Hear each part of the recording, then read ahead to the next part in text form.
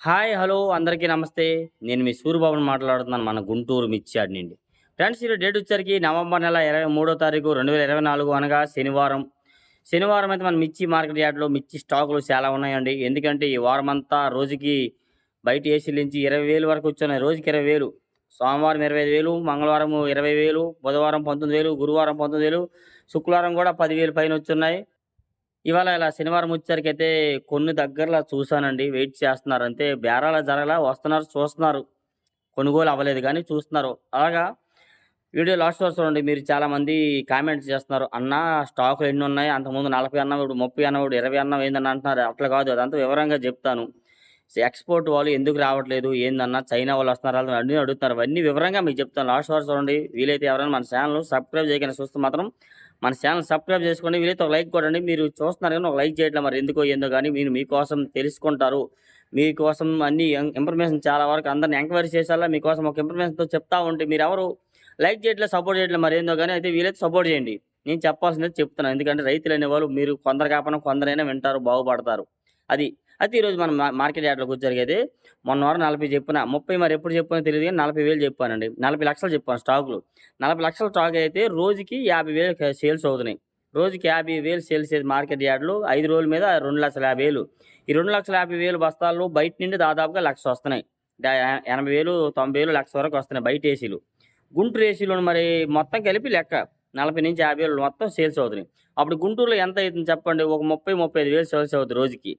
రోజుకి 30, 35,000 అయితే 5 రోజుల మీద ఎంత అయితుందప్పుడు? 1,50,000 లేదా 1,60,000 వారం మీద. అలా వారం వారం 2,00,000 లోపే ఖరీదవుతుంది. మరి 40,00,000 ఒకసారి 30,00,000 ఎలా చెప్పగలను చెప్పండి ఒకసారి? మహా అయితే దాదాపుగా ఇంకా 35,00,000 స్టాకులుంటాయండి. కన్ఫర్మ్ అది. ఎందుకంటే ఇక్కడ ఒకళ్ళుంటారు. వాళ్ళ కంపెనీ పేరు చెప్పకూడదు. వాళ్ళు వారం వారం లెక్క చేసుకుంటారంట.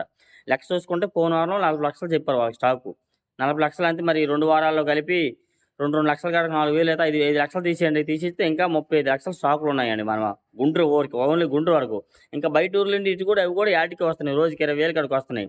నెక్స్ట్ అలాగే కొత్త సరుకు చాలా వస్తుందండి. ఎక్కువ మంది కొత్త సరుకు మీద చూపిస్తున్నారు కొనే విధానం. నెక్స్ట్ అలాగే మన ఫ్రెండ్స్ ఇద్దరు ముగ్గురు కామెంట్ చేస్తున్నారు. "అన్న ఏ ఏరియాలో నుండి వస్తున్నారు ఎక్స్‌పోర్ట్ వాళ్ళు? ఏ ఏరియా వాళ్ళు కొంటున్నారు? చైనా వాళ్ళు వస్తున్నారా అలాదా?" అన్నట్టుగా అడుగుతున్నారండి. చైనా వాళ్ళైతే రావట్లా. చైనా వాళ్ళు అంతకుముందు 10, 15, 20 పార్టీల వరకు వచ్చేవారు. ఇప్పుడు ఒకళ్ళిద్దరు వస్తున్నారండి. అందరూ అయితే రావట్లేదు. కొందరే వస్తున్నారు. కొన్ని రకాలే కొంటున్నారు. అది కూడా వాళ్ళు అనుకూలమైన రేటుకే కొంటున్నారు. ఎందుకంటే మాకు ఆర్డర్ లేవు. అయినా మేము వస్తున్నాం కొనడానికి.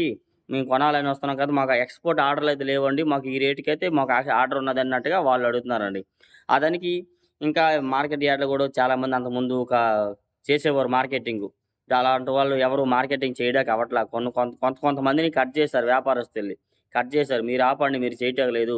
మీరే చెయ్యాలి అన్నట్టుగా కొన్ని రూల్స్ అండ్ రెగ్యులేషన్స్ వచ్చాయి కాబట్టి సగం మంది మార్కెట్‌లో వ్యాపారస్తులు ముప్పావల 30% ఆగిపోయారు. ఆగిపోవడం వల్ల కొద్దిగా మార్కెట్టు బాగా మరీ ఇదయిందండి ఎక్కువగా అయితే. ఇంత ముంగట చేతి మార్పిడి వ్యాపారం జరిగేది. ఇప్పుడు ఆ చేతి మార్పిడి వ్యాపారం తగ్గిందనమాట. ఎక్స్‌పోర్ట్ వాళ్ళు ఇప్పుడు ఓన్లీ. ఎక్స్‌పోర్ట్ వాళ్ళ వల్ల ఇంకా మార్కెట్‌లో కొద్దిగా ఇదయింది. దానంతా మరి చెప్పుకోకూడదు. అలా నేను ఎవళ్ళు తప్పు పడట్లేదు. మీ టైం బ్యాడ్ అనుకోవడమే. కొందరంటున్నారు ఈ 5 ఏళ్ళు రేట్ ఉండదు. పోయిన 2017, 18లో జరిగినట్లుగా ఇప్పుడు జరిగిద్దని మీరు అంటున్నారు. అవన్నీ ఊహించుకొని అనుకుంటే అవ్వదు కదా!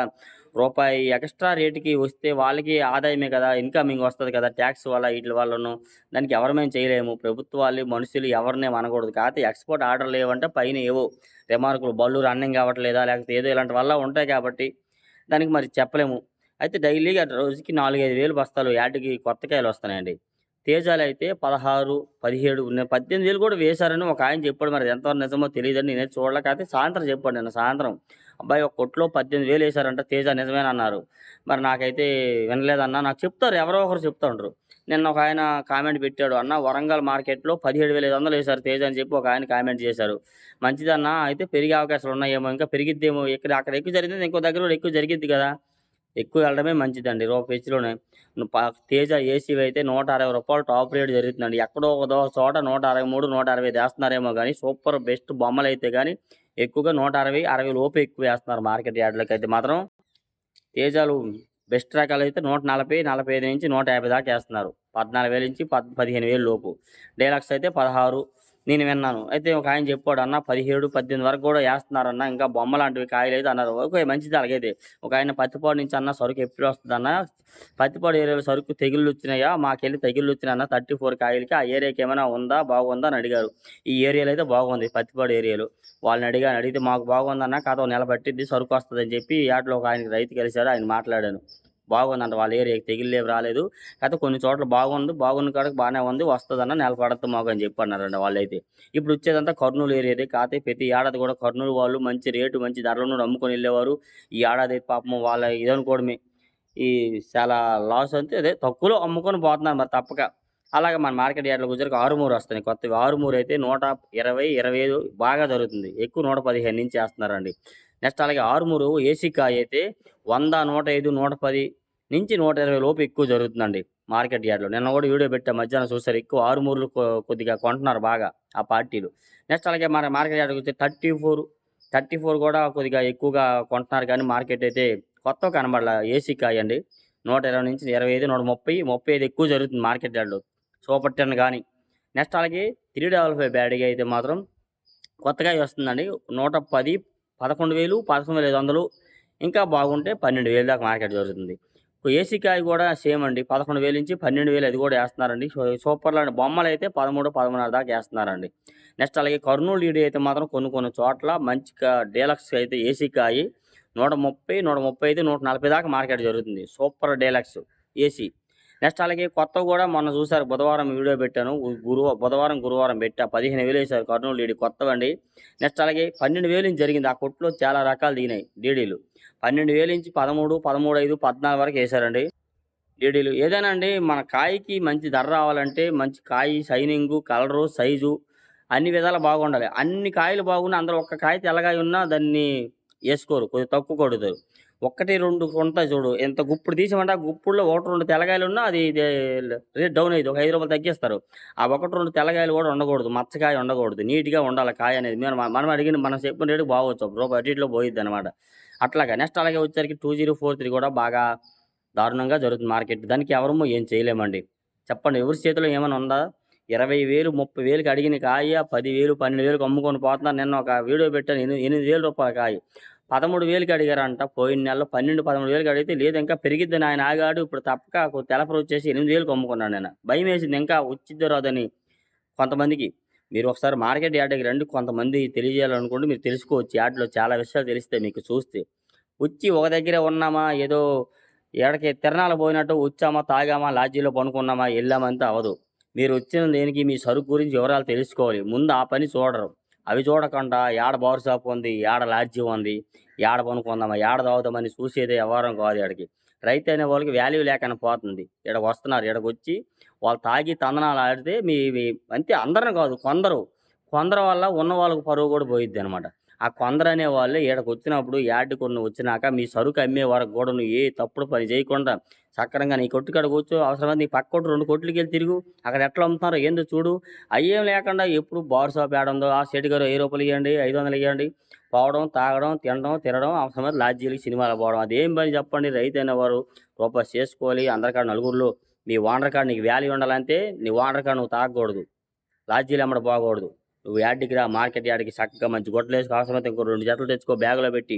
చక్కగా ఈడ కూర్చో. నీ కాయలు ఎట్ట అమ్ముతున్నారో ఏందో చూడు. పక్కోటికి కూడా పోయి చూడు. అయ్యే కాయలు ఎట్ట అమ్ముతున్నారో 2 లైన్‌లు తిరుగు మీకు అర్థమైద్ది. అట్ట కాకుండా ఏదో వచ్చాము, తాగాము, ఎళ్తే అవ్వదు. రైతు అనేవాళ్ళు బాగుపడాలి.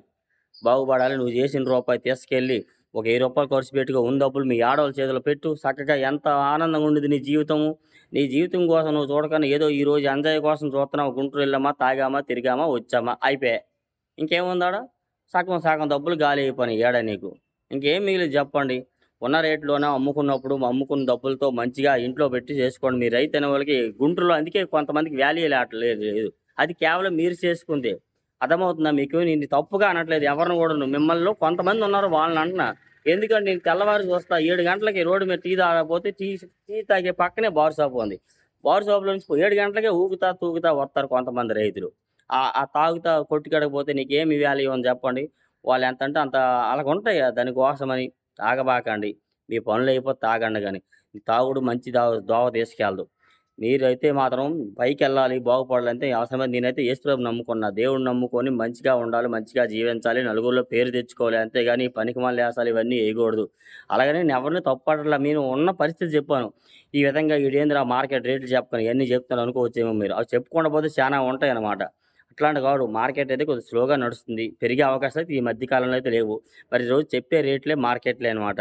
మీకు వీలైతే మన ఛానెల్‌కి సపోర్ట్ చేయండి. ఇంకెవరైనా మన ఛానెల్ సబ్స్క్రైబ్ చేయకపోతే చూస్తే మన ఛానెల్ సబ్స్క్రైబ్ చేసుకోండి.